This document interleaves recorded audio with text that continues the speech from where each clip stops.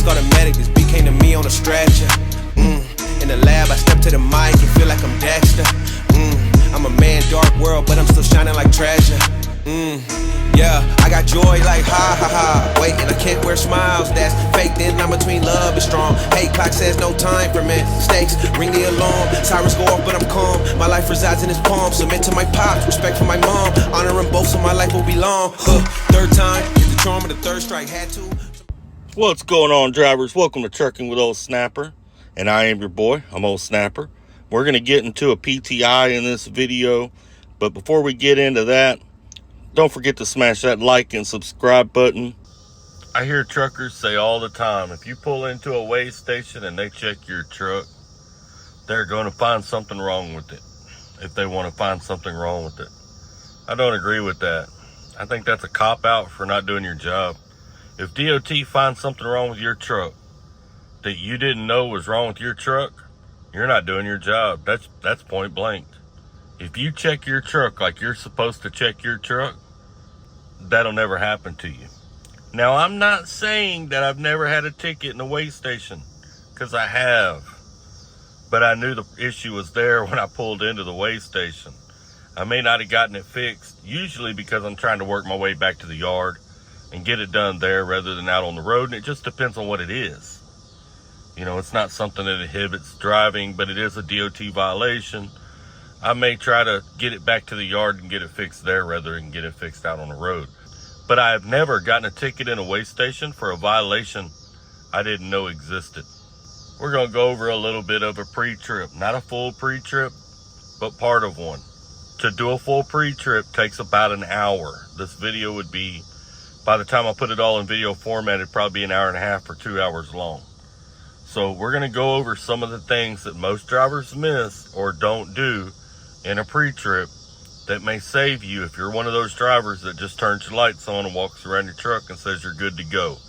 Because if you're that driver, you're going to get a ticket. A ticket a lot of drivers get is for a flat tire. You know, some drivers, especially if they're new to the industry, they think the tire's got to be all the way flat before it's considered flat.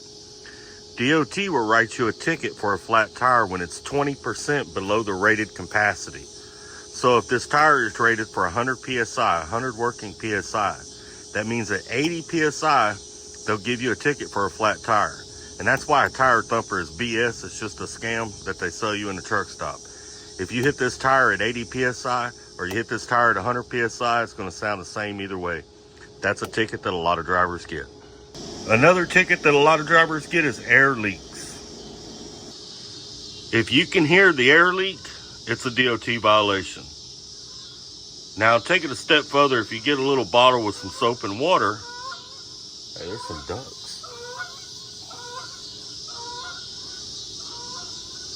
Now, to take it a step further, if you get a little bottle with some soap and water, and you kind of go over your truck and do it in sections, you know, you ain't got to do it all in one day. You'll stay ahead of the ball game, and you'll stay ahead of those air leaks.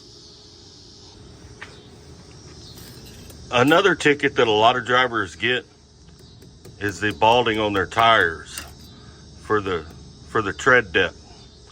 When DOT checks your tires, they're going to go with the lowest point on that tire, whichever one is the lowest. So if you got uneven wear, like this tire has a little uneven wear, they're going to go with right here. That's where they're going to check your tread depth. They're going to check the lowest point on your tire. Even though this over here may be good, this here is good because I've already checked it. But if this is bad, that tire is bad, they're going to write you a ticket for that. And that's pretty common. Now, this is the trailer brakes and they're set, so they should be in contact all the way around.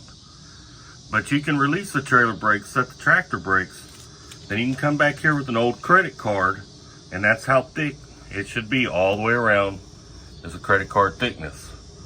Now, with the trailer brakes set, you come back here and do like I just did, and that card should not slide in there in any way.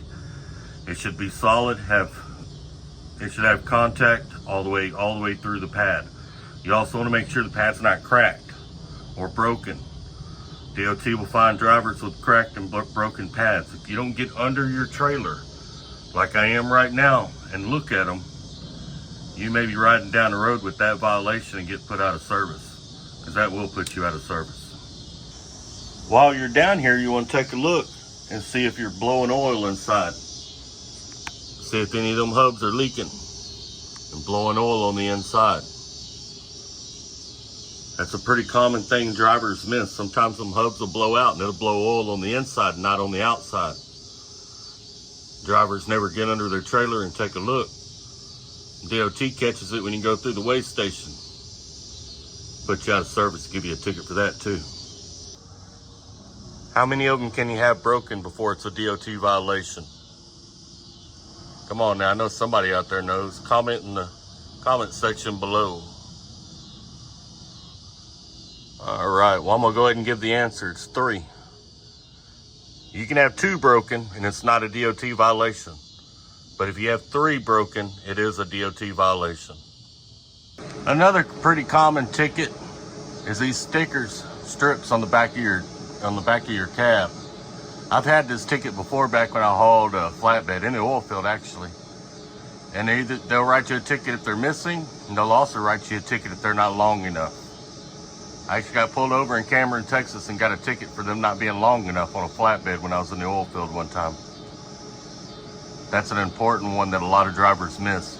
Now it happens, this ticket is more common in flatbed than it is in dry box, dry van, or reefer. But you can get it even with a reefer or dry box. Another pretty common ticket is air leaks. You see all them air lines down there running underneath the cab and underneath the truck?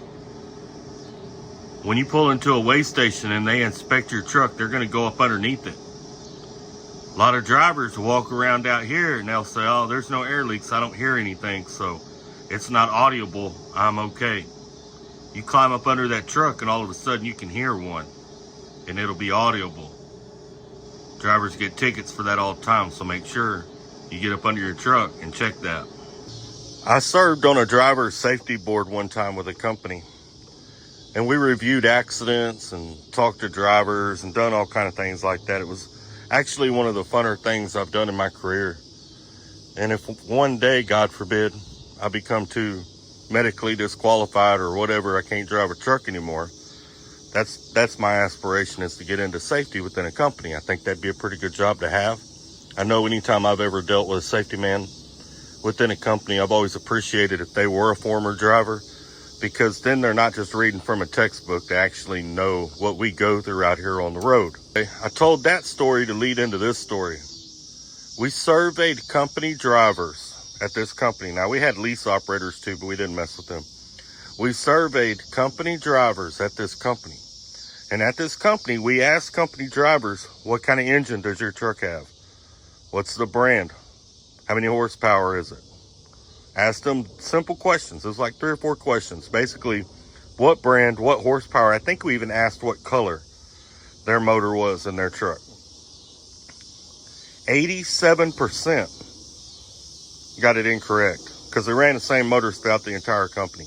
87% of the company drivers that worked at this company didn't know what color their motor was, didn't know what kind of engine they had, whether it was a Cummins, whether it was a Caterpillar. They had Caterpillars back then. Whether it was a Cummins, a Caterpillar, they didn't know. And they didn't know how many horsepower it was. DOT talks to you for a couple of minutes and they figure out you don't even know what's under your hood. They know you never open your hood. They know you never check your oil. They know you never check these things if they ask you a question like that and you don't know the answer. Another pretty common ticket, and I'm not going to do it right here because it'd be too loud if I did it, is this contraption right here. And I'm not a mechanic, so I don't know what it's called. If you know exactly what this contraption's called, drop it down in the comments below. But there's something this contraption does with the brakes. And a lot of times, if you ever touch your brakes and your air starts dropping, that can be one of your canisters. But that can also be this contraption right here. The only way to catch it is to start your truck up, apply your brakes, come out here and check it, and see if it's blowing air. It'd be blowing air out up here. Now, it will get to leaking around here, and this you can check without doing that. You can simply turn it on and release your tractor brakes, leave your trailer brakes set, come out here and spray it with water, and you'll find leaks, that there's a leak there, right? Now I got a broom handle that I work in between my seat and my brakes in order to hold my brakes in so I can come out and check that. That is the most common thing that I find wrong on a truck whenever I find something wrong on a truck. And the reason being is because it's hard to check. You have to apply the brakes in order to know if this thing's blowing air out of it. I think the reason I find that wrong so much and drivers miss it is because the only way to do it is either you got to have two people and somebody applies the brakes, or you got to put something down there to hold the brake pedal down and come out here and check it. But that's a pretty common ticket DOT will give you because they know that. And they know most drivers don't. So they'll pop your hood. They'll have you start your truck up, apply the brakes, and see if this thing's blowing air out of it. Now back to what I was saying a while ago. You know, those drivers didn't know what kind of engine they had, didn't know what color it was. And of course, that doesn't tell you how much power it is. If you want to know that, there's actually a plaque up there you look at. It's right there underneath the air deal. And that plaque will give you all the information, how many horsepower it is, all that kind of good stuff. Now I'm sliding this in just a little bit later than that other stuff, because I know some Yahoo out there is going to comment after that section when I said you got to slide under your truck and check your air, you know, check for air leaks. You actually got to get down there. Some Yahoo is going to comment and they're going to say there ain't no way. You got to be in a bay and you got to have one of them holes in the ground or whatever, you know, to get up under your truck and inspect it. You know, you can't, no driver's gonna be able to crawl up under their truck. Look, I'm 5'10", 240 pounds.